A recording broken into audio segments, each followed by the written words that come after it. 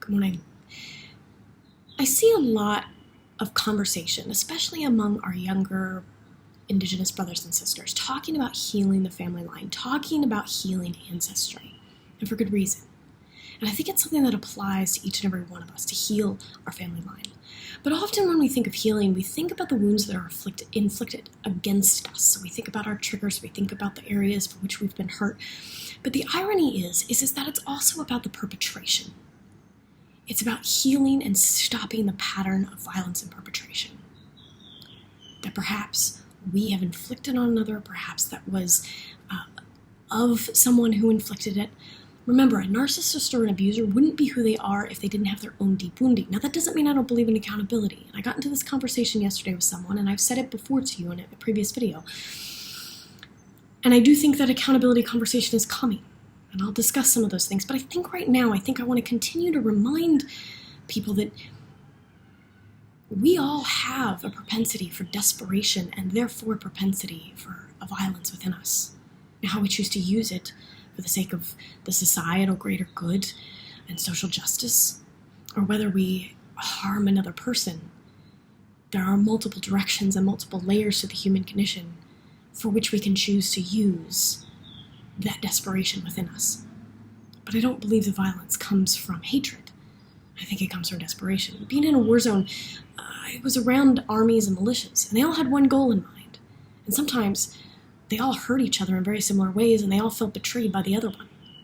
And at the end of the day, they were all fighting against each other in the name of the same thing, protecting their tribe, self-preservation, tribal preservation. So we all have the ability to enact these spaces, to participate in these spaces for better or worse. And so in order for the pattern and the cycle of violence to stop, we have to look at the root of it and not just do preventative care, but for those who have already perpetrated, find ways to give them permission to be visible so that they can heal too. Now, that doesn't mean that there shouldn't be protection for the person who has suffered abuse, and that there doesn't need to be an empowerment. And for those who have suffered, and I certainly have been one, there has to be an empowerment. But think about the fact that we have now triggers from the harm that was done against us, and those triggers can be intense. Those triggers can be things within us that bring up an anger or frustration or a hurt, and then we enact our own desperation and violence and reaction, right? Because of what was done to us.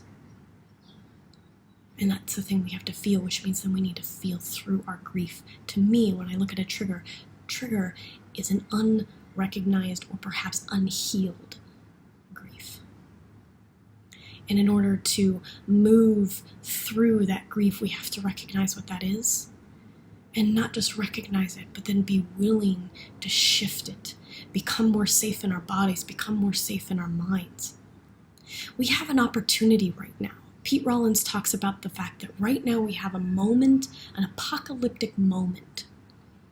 And we can't expect that an apocalyptic moment doesn't have an antagonist on the other side.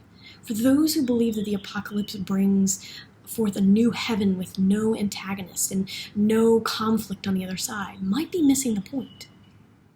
And I agree with him. It's basically a major moment for which we shift. Right? The word apocalypse, as I understand it, comes from a word that means an unveiling. So what's happening right now in this chaotic stillness that I keep referring to is we're having an unveiling of our mental health, of the wounds that we've suffered, and perhaps the wounds that we've inflicted. And we're given an opportunity to grieve, to deal with our mental health, to recognize that it's an issue, to recognize that we need to help each other and that it needs to be treated, that it needs to be honored. That's how we move through the healing. That's how we heal the family line. Not just the mother line, but the father line too. We all have male and female energies.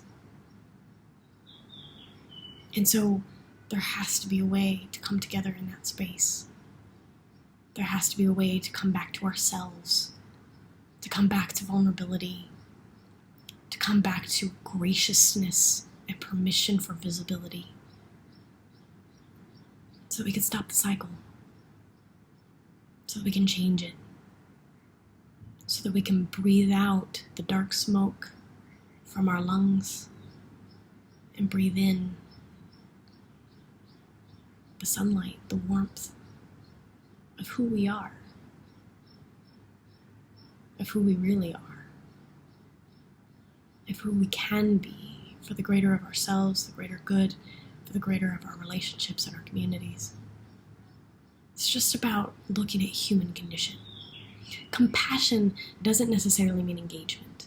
We don't necessarily need to engage with perpetration to have compassion and understanding for where it comes from. That's all it is. And as we grapple with our dualism, it's having to accept a radical acceptance of multiple layered truth. Right? And so I just want to encourage you to grapple with that today. I want to encourage you to play with that, to think through that. I'm having to do it as well. It creates a sense of remorse, it creates a sense of forgiveness, it creates mercy. And we need a lot of mercy in our society right now, for ourselves and for each other.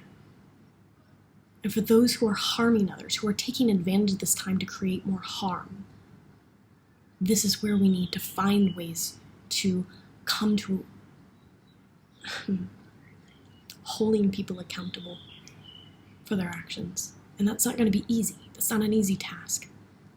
I'll talk about that maybe in the next thing. For now, I just want to leave you there. It's just what I'm thinking this morning. Thanks for sticking with me. May you live and move and have your being.